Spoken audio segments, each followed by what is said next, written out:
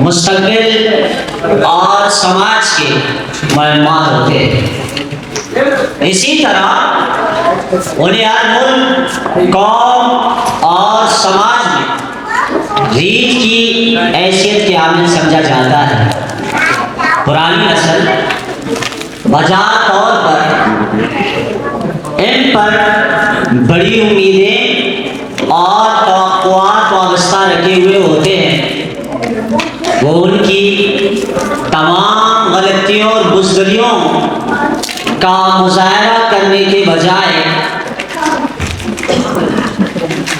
پھر کردار کی سربلندی اور سماج کی عظمت کے رفتار کو بحال کریں گے۔ ارباب بصیرت واقعی نوجوان جوش و خروش اور عزم و عمل کے بے قرار ہیں، اور نوجوانوں میں ہر طوفان اور مصائب سے ٹکرانے کی صلاحیت موجود ہے، اور ہر نوجوان میں اس سے بڑھنے کی بدرجہ اتم قابلیت موجود ہے، مگر صدر نوجوانوں سے اس طرح کا کام نہیں لیا جاتا۔ نوجوانوں سے وہ کام جو ان کا حق ہے اس طرح کا کام نہیں لیا جاتا، یا پھر اب نوجوانوں کو اس قابل ہی سمجھا نہیں جاتا۔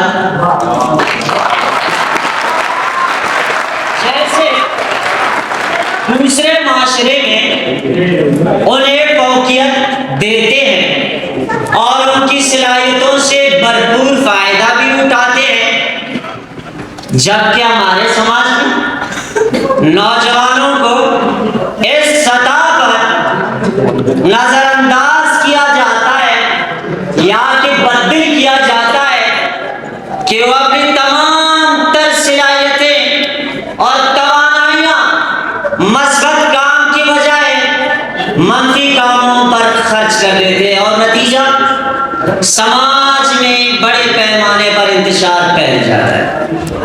ایک صاحب علم خوب کا ہے، نوجوان بارودی سرنگ کی طرح ہوتے ہیں، اور جب پٹ جاتے ہیں تو اپنے ارد گرد کی ماحول میں تباہی مچا دیتی ہے۔ اسی طرح نوجوان انتشار اور بدنظمی سے پورا نظام زندگی درم برم ہو جاتا ہے۔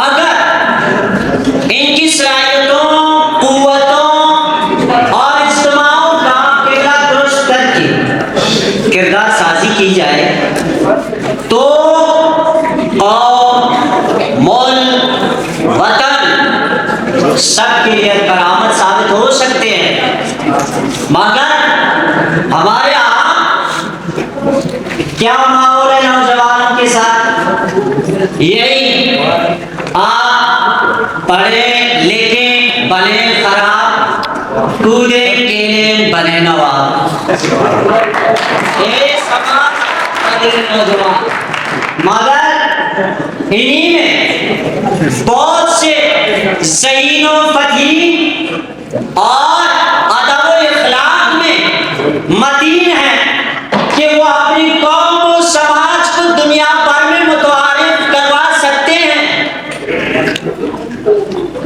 مگر یہاں کیا نوجوان دیر کے ڈبے میں جائے اور شباب دیر کے ڈبے میں جائے تو سماج اور ملک خواب ترقی کرے گی۔ سماج کی ترقی وابستہ ہے نوجوانوں سے، اور ترقی وابستہ ہے کس سے؟ دیر سے۔ البتہ میں اپنی تقریر اسی گفتگو پر ختم کرنا چاہتا ہوں۔ نوجوان ترقی کی ضامن ہے، لیکن ہمارے سماج میں ترقی یہ نہیں جانتا ہے کہ نوجوان ہے۔ والسلام۔